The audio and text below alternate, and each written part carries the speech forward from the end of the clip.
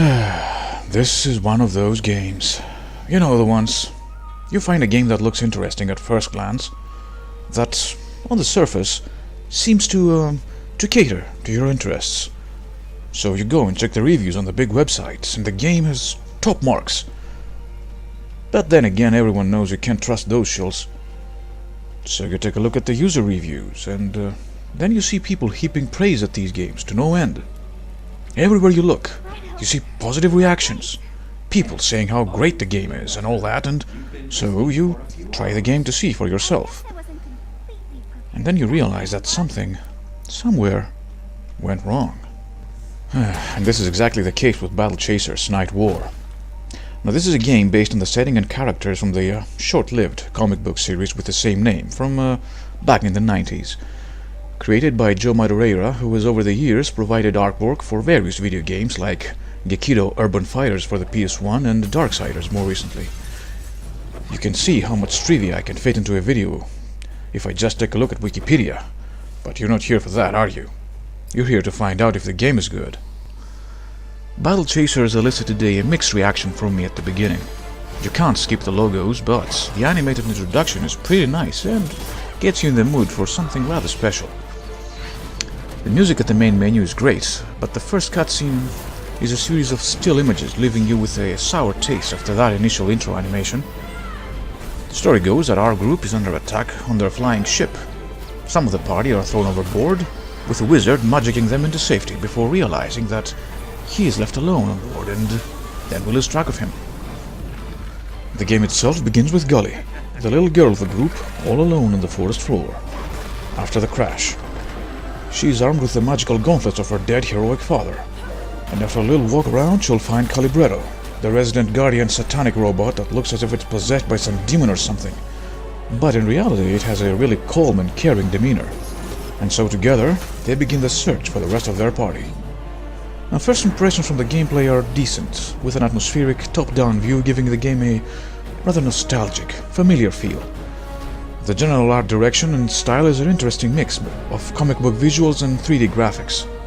Speaking of graphics, they are generally strong, as they convey each environment with sufficient detail and clarity while, at the same time, maintaining your own unique style and personality.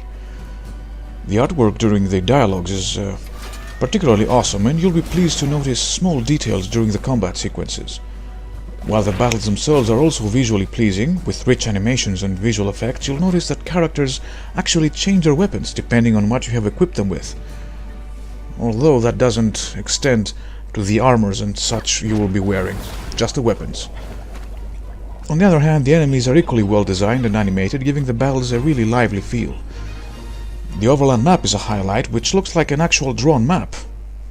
Good work on that front, all in all. But, despite all the graphical goodness, I'd say my pick for best aspect of the presentation would be the sound. Because while one could argue that the art style is not to his or her own particular tastes, you can't say the same about the music, which is overall excellent. It complements the game and adds to the overall atmosphere without ever feeling out of place. Sound effects are also top-notch and do their job admirably. The problem is with the voice acting, which is generally hit and miss, but if you can look past that, there's not much to gripe about. Controls-wise, the game is simple enough. Well, at least it is if you use a controller, as many are the complaints about the controls using a keyboard and mouse. In any case, the game is pretty much like any old console RPG. While exploring, you can move around and then interact with points of interest, and also, depending on which character you have as a party leader, you can use a different ability. In combat, the game works pretty much like any JRPG, with you selecting actions through a menu. Simple enough, and it all works. Now, I mentioned combat. Combat itself is not too shabby. You can see the enemies on the map and can attempt to begin encounters by separating the mobs of enemies, or be like me and fight them all at once. Some of the characters' map abilities can give you advantages if you hit the enemies before the battle starts. The battles flow like a typical Final Fantasy game, but with your characters occupying the left side of the screen instead of the right. Now, each character has his or her own set of abilities, most of which have secondary or tertiary effects. Simple actions are your typical attack and defend, among other things, but the most important reason to use them is the overcharge mechanic. You see, using character-specific skills uses up MP, which you can recover by using those simple actions. On the left side of the screen you can also see the turn order of the fight, which is useful for planning as most skills aren't used instantaneously. You're also rewarded with bonus XP for fighting well, so it pays to mix it up. Later on you'll get the ability to do a limit break, which looks spectacular and can change the flow of battle. Also, as you level up, you can unlock perks to customize the fighting abilities of your party to suit your own style. I'd say that combat is probably the most developed aspect of this game, and it shows. But for all its pros, the game's problems soon rear their head once you begin scratching the surface and all the coat of pretty paint starts to flake off. For starters, it's pretty obvious the game is very limited in scope. The main focus is obviously the combat, of which there is a lot. Now, that wouldn't be so much of a problem, as it seems that a lot of thought has gone into it. The issue here is that it suffers from Button Kaito syndrome. This means that it takes absolute ages. Every time you'll enter combat, everyone has to do their little getting ready animation, which gets old fast.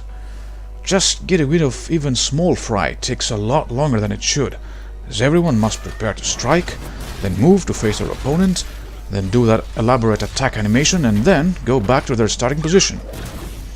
I understand that they wanted to make elaborate animations and all that, and they're indeed well made, but they make everything so very slow.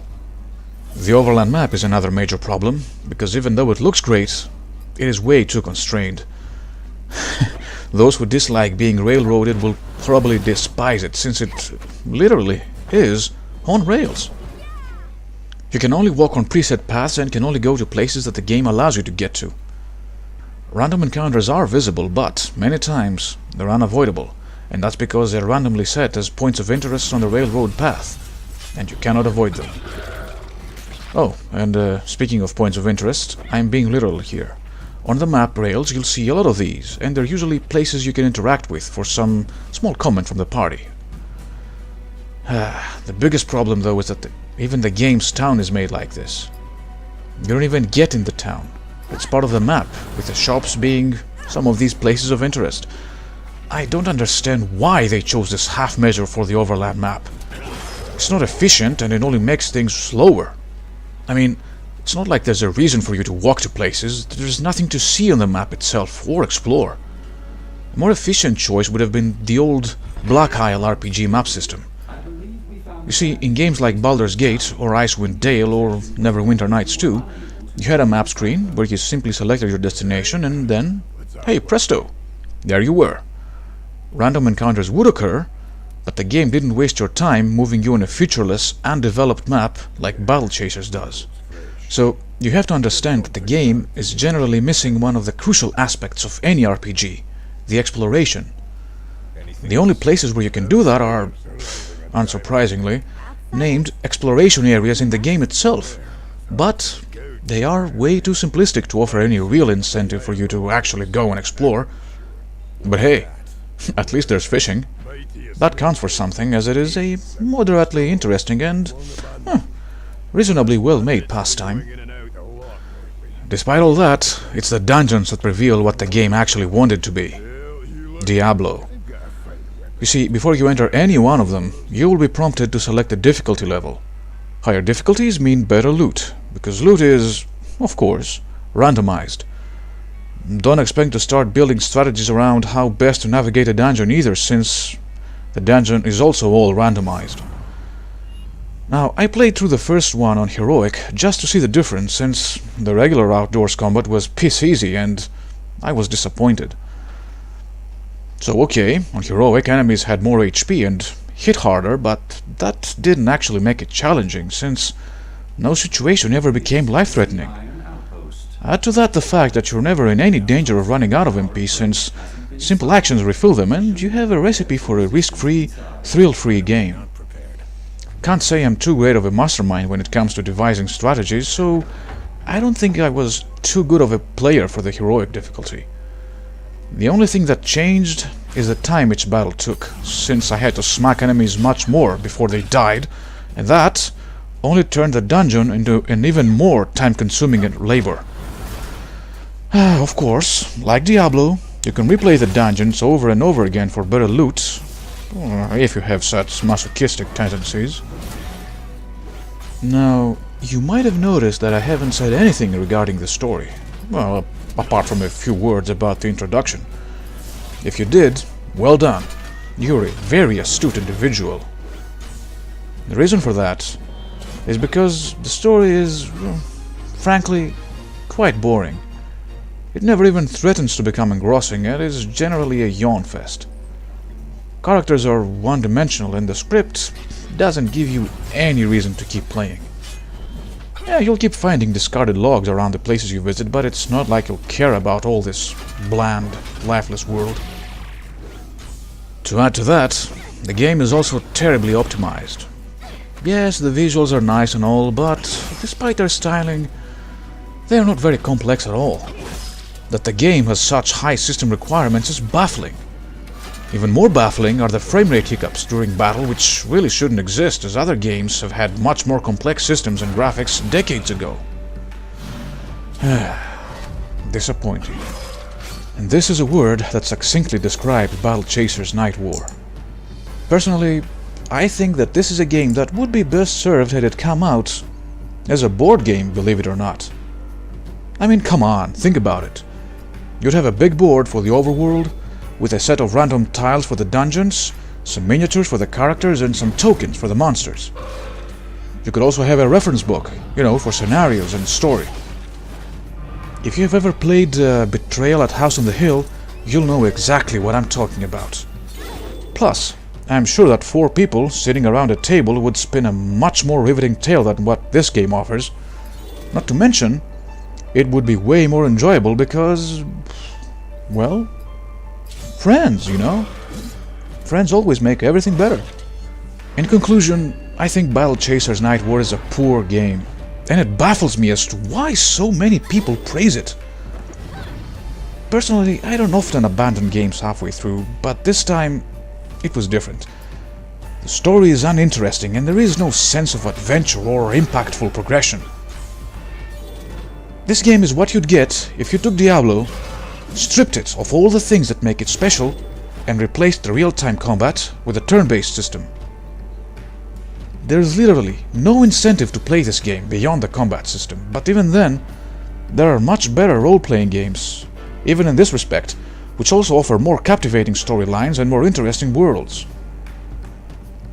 The worst aspect of it all, however, is that the game does not respect your time. It wastes it constantly on non-stop combat with nothing to show for it beyond that. Avoid. Anyway guys, thanks very much for watching. Do like and subscribe if you enjoyed it, and I hope to see you next time. Till then, take care.